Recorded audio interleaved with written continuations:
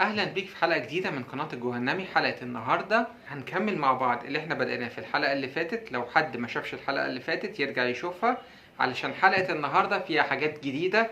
انا مش هحرق الحلقة، بس المرة دي انا مش هقول ايه اللي هيتم شرحه. يلا بينا ندخل بالانترو.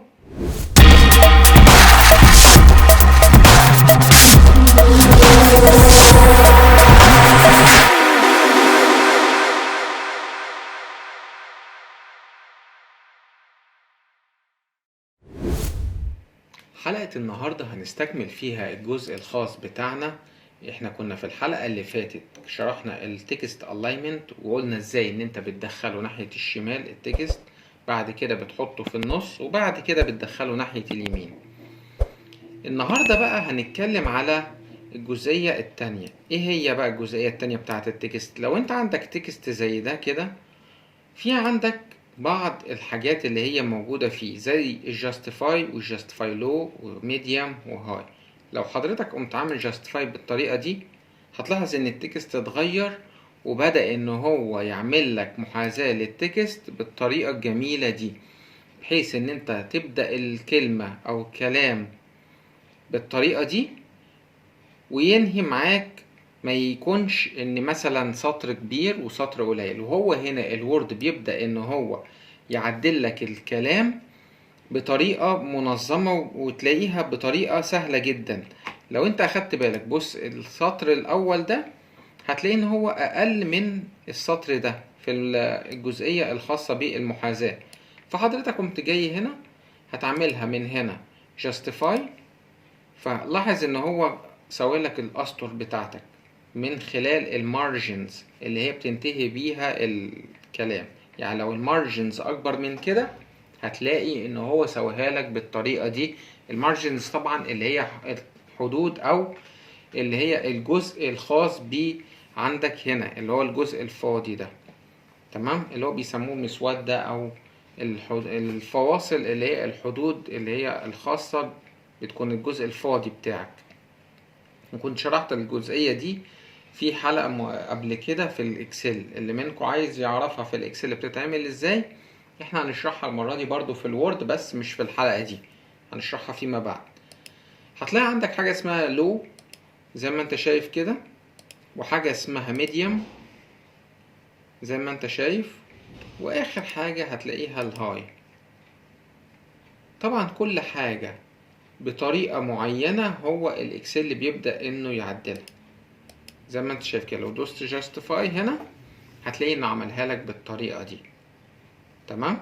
طيب لو حضرتك عندك مثلا شوية نقط، وليكن انت دلوقتي كتبت التكست بتاعك اهو، قمت دايس انتر وقمت عامل هنا بوينت واحد او بوينت وان، كتبتها بالطريقة دي. بوينت يعني انا اقصد النقطة الاولى،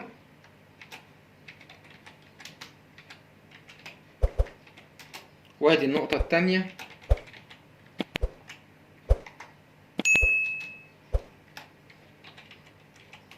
زي ما انت شايف كده ان انت كتبت شوية نقط او مجموعة نقط. انت كتبت تكست وجيت هنا قمت كاتب مجموعة نقط، حلو. وعايز دلوقتي ان مجموعة النقط دي تاخد مساحة بطريقة منظمة وبطريقة تكون بشكل شيك في الاكسل. هتعمل ايه؟ هتلاحظ ان انت عندك هنا حاجة اسمها بوليتس. لو حضرتك ضغطت عليها كده هتلاحظ انه قال لك التكست ناحية اليمين، طبعا علشان التكست دايركشن هنا ناحية الشمال. لو انت بتكتب الكتابة باللغة العربية هينقلها لك الناحية التانية عشان تبقى فاهم، وصغر لك المسافة ما بينهم. لو انت لغيتها كده هتلاحظ ان المسافة كبيرة، اللي هو مسافة السطر بتاعك، هو صغرها لك بطريقة جميلة منظمة، وفي نفس الوقت ان حطهم لك بعد نقط. طيب انت مش عاجبك شكل النقط دي، هتعمل ايه؟ ممكن تغير الشكل بتاعها، وليكن النقطة دي زي ما انت شايف كده.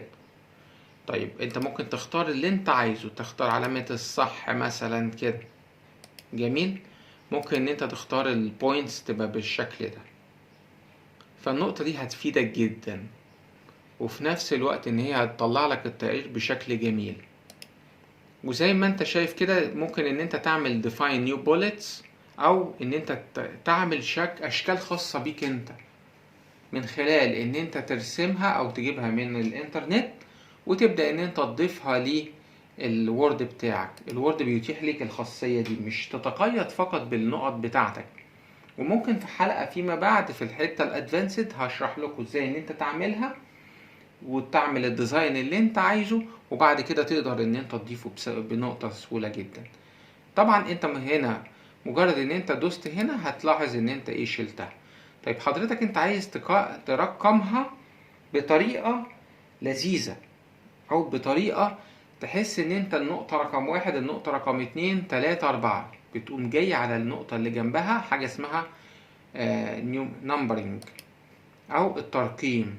هتلاحظ ان هو رقمها لك 1 2 3. في حاجات تانية في حاجات تانية طبعا زي الترقيم اللاتيني بالطريقة الجميلة دي. وطبعا كل لما بتدوس انتر هو بينزل لك على النقطة اللي بعدها، بتدوس انتر بينزل لك على ايه. لو انت دوست انتر تاني بيقوم نقلك على اللي هو ان انت تكتب. فانت لو حضرتك هنا دوست انتر وقمت كاتب بوينت مثلا 4 حلو او النقطة الرابعة وقمت دايس انتر تاني هينقلك على النقطة الخامسة.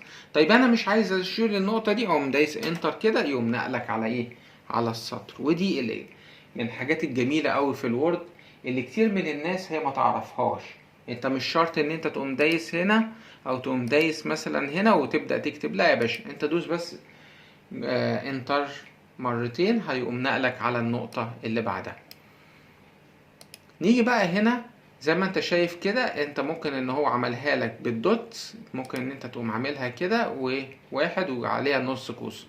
وطبعا نفس الكلام في ان انت تقدر تكتب الارقام بتاعتك وتحط بعدها الحاجات اللي انت عايزها، فبتسهل عليك حاجات كتير قوي.